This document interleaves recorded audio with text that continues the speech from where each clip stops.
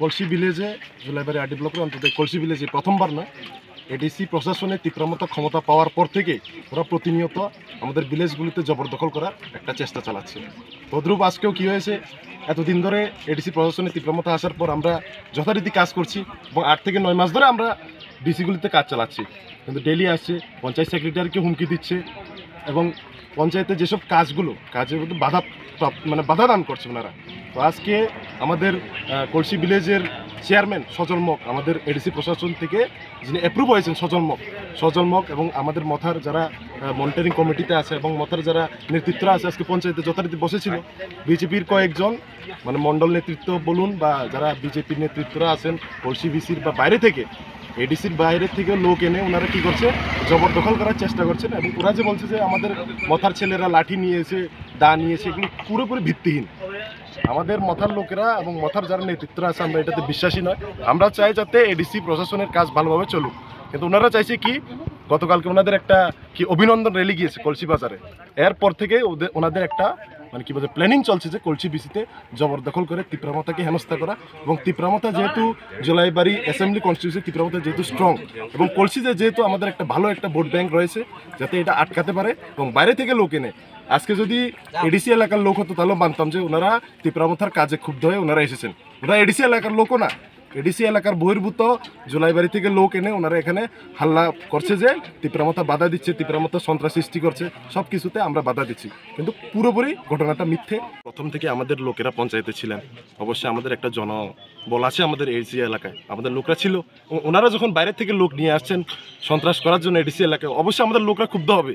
ক্ষুব্ধ হওয়ার কারণে একটা ধাক্কাধাক্কি বা একটা ধস্তাধস্তির পরিবেশ হতেই পারে, কিন্তু সেভারেল ইঞ্জুরি আমাদেরও কিওর হয়নি, ওনাদেরও কিওর হয়নি, আমি এটা বলতে চাই। আপনার নাম? আমার নাম হচ্ছে শিহানু মক, YTF ভাইস প্রেসিডেন্ট। কার কার নেতৃত্বে আপনারাও জানেন, আমি কেউ নাম বলতে চাই না, কারণ নাম বললে মিডিয়ার সামনে কী হয়, বিজেপি নেতৃত্বরা আজকে ওনারা বুথ স্তরের নেতা হলে কালকে মণ্ডল স্তরের নেতা হয়ে যাবে। আমি চাই না ওদেরকে আরও উপরে তোলার জন্য, সেজন্য বলছি যে যারা যারা নেতৃত্বরা আছেন ওনাদের একটা চক্রান্ত এবং বাইরে থেকে অনেক লোক এসেছে। আপনি গ্রাউন্ড রুপে গিয়ে দেখুন এডিসি এলাকার কয়জন লোক, এডিসির বাইরে থেকে কয়জন লোক, এটা একটা চক্রান্ত আমাদেরকে ফাঁসানোর জন্য। এবং আমরা তীব্রমতা টোটালি পুরোপুরি রেডি। ওরা যদি আমাদের উপরে আঘাত আনে, আমরাও প্রশাসনিক লেভেলে বলুন, এডিসি প্রশাসন বলুন এবং যারা এখানে আরক্ষা দপ্তরের লোক আছে, আমরা আবেদন করছি ওনাদেরকে এখানে সরিয়ে দিতে। এডিসি এলাকায় আমরা যাতে সুষ্ঠুভাবে কাজ করতে পারি, এটা আমাদের দাবি। এবং ওনারা এখান থেকে চলে গেলে আমাদের ছেলে মেয়েরাও যাতে এডিসির আজকে আমাদের পঞ্চায়েত অফিসে অনেক কিছু, আমাদের সেক্রেটারিরা আছেন, অনেক কিছু ডেভেলপমেন্ট ওয়ার্ক চলছে, সেখানে যদি বাধা না হয়, সে বাধা বারবার করছে, আজকে প্রথমবার না, এর আগেও আপনারা দেখেছেন রেগার কাজে বিএসসি চেয়ারম্যান মহোদয় নিজে রেগার কাজে বাধা দিয়েছেন এবং কেস পর্যন্ত হয়েছে, আপনারা নিজেরাই দেখেছেন বারবার। এবং পঞ্চায়েতে ওনারা বারবার কি বলে পঞ্চায়েত সেক্রেটারিকে হুমকি দিচ্ছে। এখন আপনারা কি চান? আমরা চাই ক্ষমতায় আছি, আমাদেরকে সুষ্ঠুভাবে কাজ করতে দেওয়া হোক। এবং ওনারা বলছে কি ব্লক থেকে কাজ আসলে ওনারা করবে, জোনাল থেকে কাজ আসলে মথা করবে, এরকম কোনো কথা নেই। আপনারা জানেন আমাদের 7 থেকে 8 মাস হয়ে গেছে, এডিসির বিসি ভোট এখনো হয়নি, ভিলেজ কাউন্সিল ভোট এখনো হয়নি, কিন্তু আমরা এডিসি ক্ষমতা দখল করেছি তীব্রমতা। তো সেই হিসাবে এডিসির প্রশাসন থেকে, চিফ এক্সিকিউটিভ অফিসার থেকে যে মনিটরিং কমিটি বানানো হয়েছে, সেটাই এডিসির পঞ্চায়েত চালাবে। তো এখানে তারা জবরদখল করে যদি চালাতে চায়, তো সেখানে আমরা অবশ্যই বাধা পাচ্ছি কাজ করতে। এবং আমরা চাই যে সুষ্ঠুভাবে কাজ হোক, ওনারা যাতে আমাদের কাজে বাধা না দেয়। ওরা বলে কি, ওনার স্লোগান কি, সবকা সাথ সবকা বিকাশ, তো ওদের স্লোগান তো সবকা সাথ সবকা বিকাশ।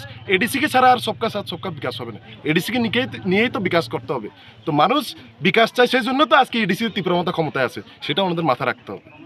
আপনাদের দলের কেউ কি ইনজুর্ড হয়েছে? আমাদের দলের বলতে প্রথমে ওনারা এসেছে, এমনি সেভারেল কোনো ইনজুরি হয়নি, ধাক্কি হয়েছে এবং ওদের লাঠি নিয়ে আমাদের কর্মীদেরকে আঘাত করেছে, এমন কোনো রক্ত বা রক্তক্ষয়ের কোনো কিছু নেই, এমন আঘাত হয়েছে কিছু সংখ্যক লোক। ওনাদের তরফ থেকে অভিযোগ আছে